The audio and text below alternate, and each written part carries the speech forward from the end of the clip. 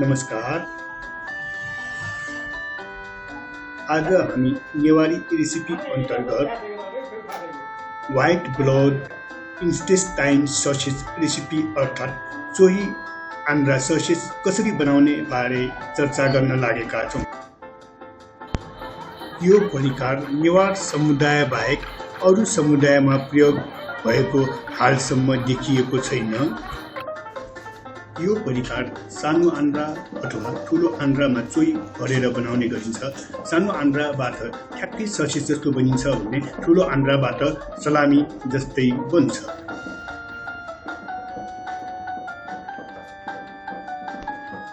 सानो आन्द्रा घुम्रिएको अर्थात् जिगज्याग हुने भएकोले यसलाई लामो हुने गरी मिलाएर यसमा पानी भरेर 3-4 चोटि पखाल्नु पर्छ।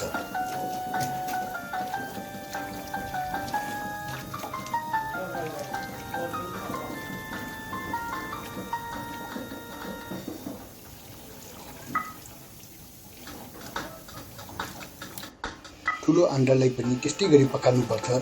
साथै यसलाई पल्टाएर यसमा तासिएर रहेको बोसोलाई निकाल्नु पर्छ।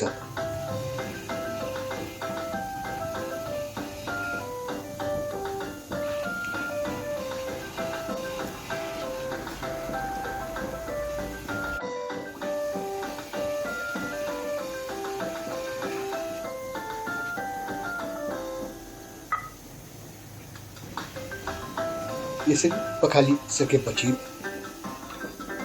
यो आन्द्राको एउटा मुखलाई डोरीको सहायताले टाइट हुने गरी बान्नु पर्छ, जसले गर्दाखेरि यसमा चोही भर्दा र उमाल्दाखेरि यसबाट चोही नफुकोस्।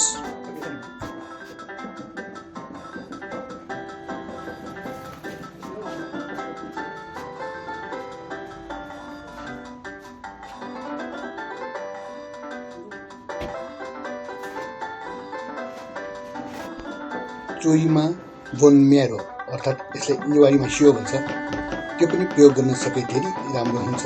जसको लागि हामी यसलाई मुस्नु हुने गरी अथवा ठुलो हुने गरी टुक्रा टुक्रा पार्नु पर्छ। 2 लिटर चोही आन्द्रा ससेज बनाउन जाँदैछौँ। अब यसमा प्रयोग हुने मरमसलातर्फ जाउँ। नुन 1 चम्चा, जिराको ठुलो 1 चम्चा, खोर्सानी आधा चम्चा, अदुवा लसुनको पेस्ट 2 चम्चा, 2टा अन्डा र दुध 100 ml जति लिनु। यस आन्द्रामा चोही भर्न अगाडि सर्वप्रथम चोहीमा मर मसला निकोलौँ।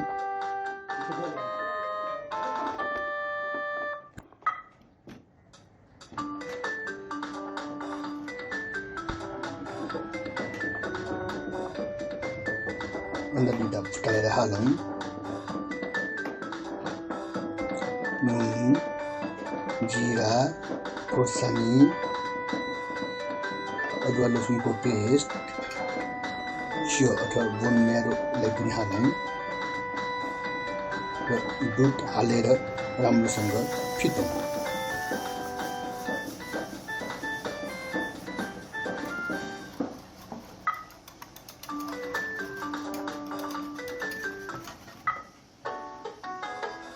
अब हामी यसमा चोही प्रयोग गर्न सक्छौँ। चोहीको तल्लो भाग बाक्लो हुन्छ, जुन रातो पनि हुन्छ। त्यसो हुने भएकोले हामी यसलाई प्रयोग नगर्दा नै राम्रो हुन्छ।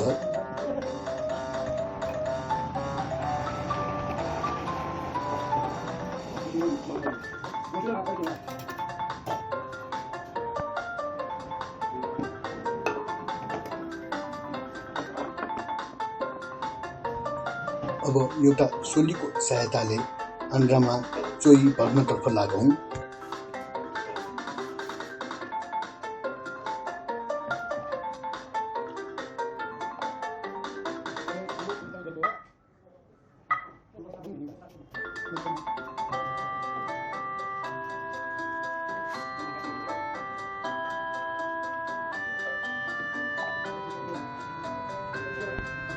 चोही भर्न पुगे लगत्तै यसलाई धागोले राम्रोसँग बाँधौँ।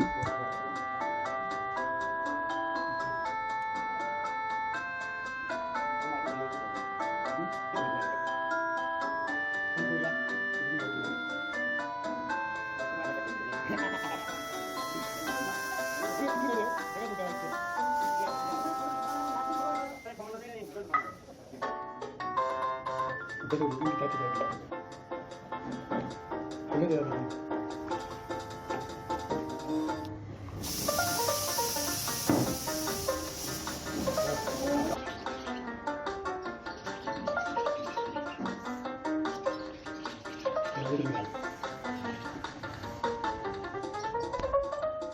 एउटा कराईमा यसलाई राखेर अलिकति पानी प्रयोग गरेर उसिन्नतर्फ लागौँ।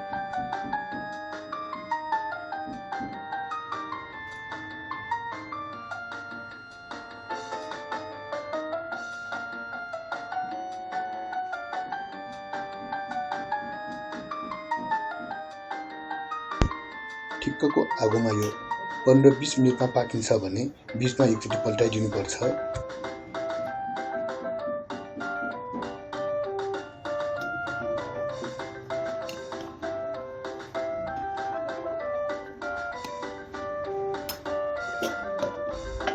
अहिले यो उसिनेको 18 मिनट भयो, सायद पाक्यो पनि होला। हेर्नुहोस् त, एउटा अन्डा फुटेको पनि देख्न सकिन्छ। यो पाकिसकेको छ, आगोलाई निभाउँ।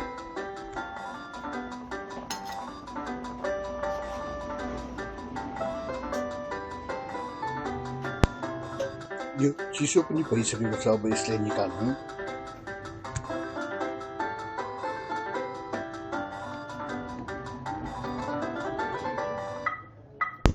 सर्वप्रथम यसलाई हामी ससेजको रूपमा काट्छौँ र त्यसपछि टुक्रा टुक्रा पार्छौँ।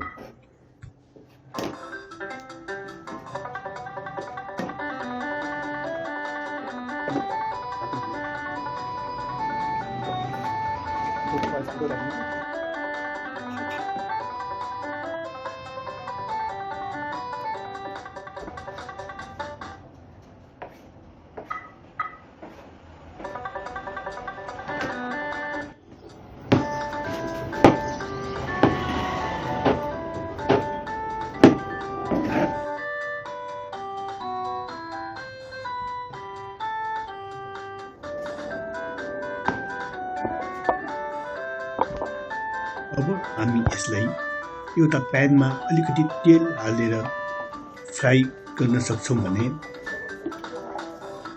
ओभनमा तताएर मात्र पनि खान सक्छौँ। साथै यसलाई अचारसँग खाँदा धेरै मिठो हुन्छ।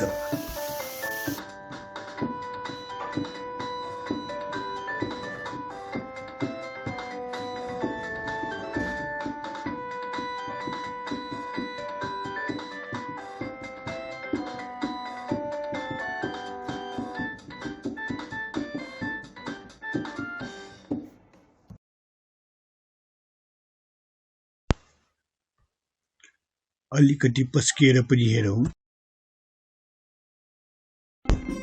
हेर्नुहोस् त, यो परिकारको नाम के होला? यो परिकारको नाम हो चोली, जुन नेवार समुदायमा मात्रै प्रयोग गर्ने परिकारमध्ये एक हो, जुन रक्कीबाट बनेको हुन्छ। आज हामी 1.25 लिटर जति चोही बनाउन